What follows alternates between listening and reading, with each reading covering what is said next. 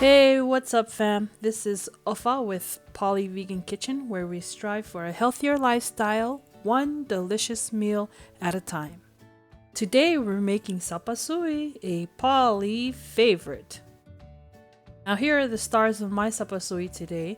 You can use whatever vegetables you have or whatever you want, as long as you get some vegetables in there. That's the point. So I've got some kale, carrots, green onions, cilantro. That purple thing on the bottom there is purple cabbage. And of course the must-haves, which is onion, garlic, and I like to add ginger in my sapasui as well. Now let's meet the co-stars of our sapasui. We've got soy sauce there on the left. Next to it is mushroom seasoning. You can get that at any local Asian store. I like to add sesame oil in mine, and I also like to use coconut oil because it gives it a nice, fatty, yummy flavor. And this is what makes this sapasui vegan. These are called soy curls. They're made by a company called Butler Foods, and they're just basically dehydrated soybeans. So all you gotta do is just boil some water, rehydrate these babies, and then season them.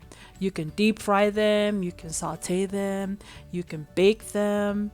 It's a great meat substitute. I had to show you guys. This is right after I rehydrated the soy curls, and look at it. It's pliable, it pulls apart, looks like chicken, doesn't smell like chicken, it doesn't taste like chicken unless you season it like chicken. But anyway, it's a great meat substitute. Now I'd like to take this time to address a little rumor that's been floating around about me on this Polyvegan channel and how I'm the veggie cutting police. I just want to let you guys know, I don't like unevenly cut veggies in my food. That's it. And I believe it's all about presentation, folks. I mean, do you want stir-fry cut style veggies in your sapasui? I hope your answer is no, but if your answer is yes, do me a favor, send me your name in the comment section below, and I will make sure to pray for you.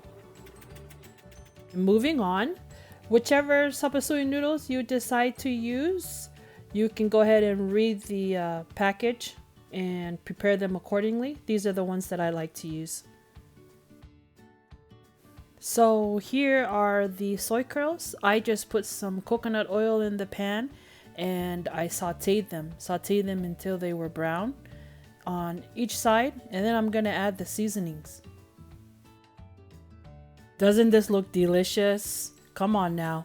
This is after I seasoned it with some soy sauce, mushroom seasoning, some sesame oil, and then just let it brown and let all the seasonings mix in there and dry up. And voila, there you have it. And now for the stars of our sapasui show, our veggies. We're going to start with our onions, garlic, and ginger, and we're going to saute them in some oil just until they soften.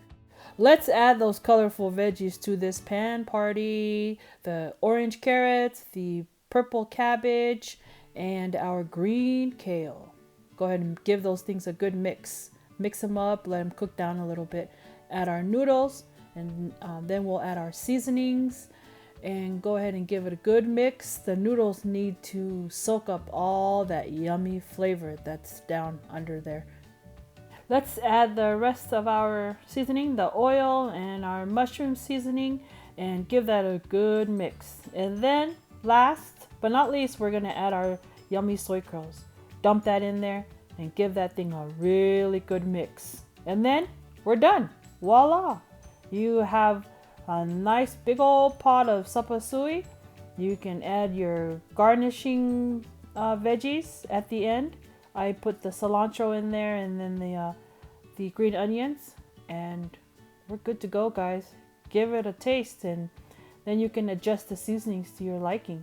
Go ahead and make up a pot of sapasui and let us know how it works out for you, and leave a comment below and let us know if there's some seasonings that you like to add that we didn't add in this video.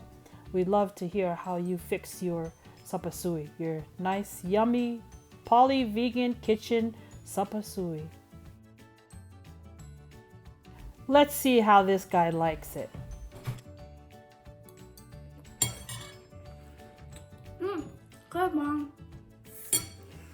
Are you sure, son?